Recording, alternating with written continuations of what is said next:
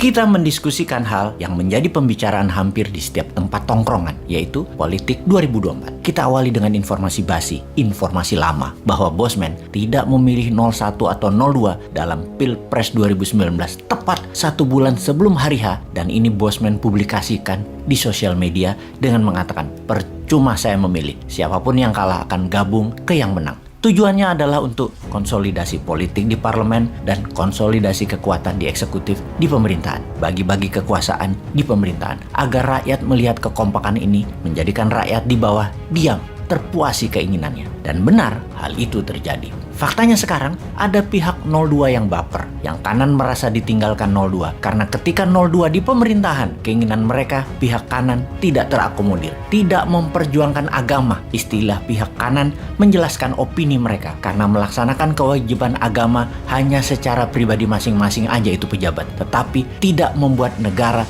menjadi beragama. Itu versi opini mereka. Kekuatan kanan yang ingin agama diterapkan ini, bahkan ada yang sampai pengen khilafah. Mereka adalah kelompok kanan luar. Mereka garang di mimbar, di majelis-majelis, dan di sosmed. Kritiknya pedas, bahkan bengis. Di sisi seberang, kanan dan kanan luar itu menyerang sisi kiri, yaitu mereka yang minoritas agama dan minoritas kesukuan, yang kebetulan mereka memegang ekonomi negara Indonesia lebih dari 60%-nya. Tidak secara terang-terangan menyebut istilah ini, namun gerakan kanan luar di sisi seberangnya bagi minoritas keturunan menjadi terancam akan nyaringnya kerasnya suara kanan, khususnya suara kanan luar, yang membuat menjadi gaduh dan terus-terusan berisik. Yang kiri dan kiri luar dekat dengan pemerintah karena memang sponsornya mereka, dekat dengan pembuat kebijakan dan regulator. Bahkan pejabat-pejabatnya pun sponsornya ya mereka ini untuk duduk di kursi empuk parlemen atau di kursi empuk kabinet. Kebijakan-kebijakannya menjadi pro mereka, pro kiri dan kiri luar ini. Dan ini membuat kanan dan pihak kanan luar terhimpit secara cuan,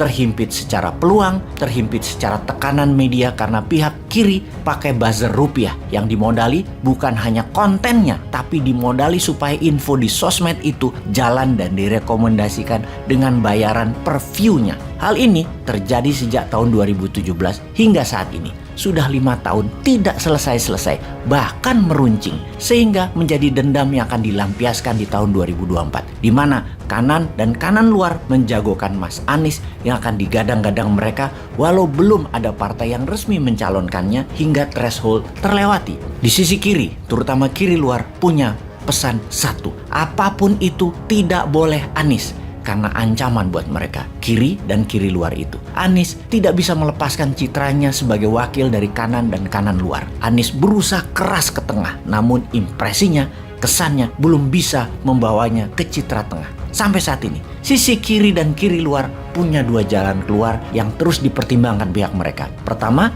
ke Banteng Merah dengan Mbak Puan di garis depan yang sedang digadang-gadang. Dan Mas Ganjar digadang-gadang Projo, komunitas pendukung Pak Jokowi. Kemungkinan besar pihak kiri dan kiri luar main 2 kaki, ke Mbak Puan dan ke Mas Ganjar. Namun 70% dukungan ke Mas Ganjar. Mas Ganjar punya perahu kah? Punya. Kemungkinannya ya KIB, Golkar, PAN, dan P3.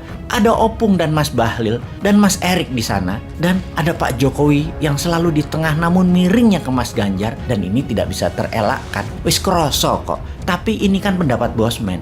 Kerasa bahwa Pak Jokowi miring ke Ganjar. Mas Ganjar ya gamang sekarang. Dia galau. Nggak enak sama Bu Mega. Nggak enak dengan Banteng Merah. Nggak enak sama Mbak Puan. Tapi peluangnya besar Mas Ganjar dapat perahu dan bisa tanding. Lalu ada yang punya suara politik besar, Pak Prabowo, namun tidak dapat dukungan kanan apalagi kanan luar. Juga pihak kiri dan kiri luar mikir 10 kali mencalonkannya untuk keempat kalinya bagi Pak Prabowo ini. Sekedar mengingatkan, kiri dan kiri luar itu secara jumlah tidak banyak, namun mereka punya cuan dan punya pengaruh politik. Pihak kanan dan kanan luar lebih banyak jumlahnya dibandingkan kiri dan kiri luar. Mungkin 3-4 kali lipat lebih banyak. Kekuatannya adalah di panggung dan di mimbar, serta orasi-orasi mereka. Pengulangan-pengulangan informasi semua bisa menjadi kebenaran yang dipegang teguh pendengarnya atau pengikutnya. Ada sebuah skenario berikutnya, dan ini skenario pamungkas. Tujuannya untuk apa skenario pamungkas ini? Ada 3 kemungkinan pendaratan di akhir jabatan, yaitu smooth landing, hard landing, atau crash landing. Kalau inflasi meningkat, ekonomi belangsak di tahun 2024, maka yang jadi bisa wakil dari kanan dan kanan luar. Posisi pejabat sekarang adalah crash landing.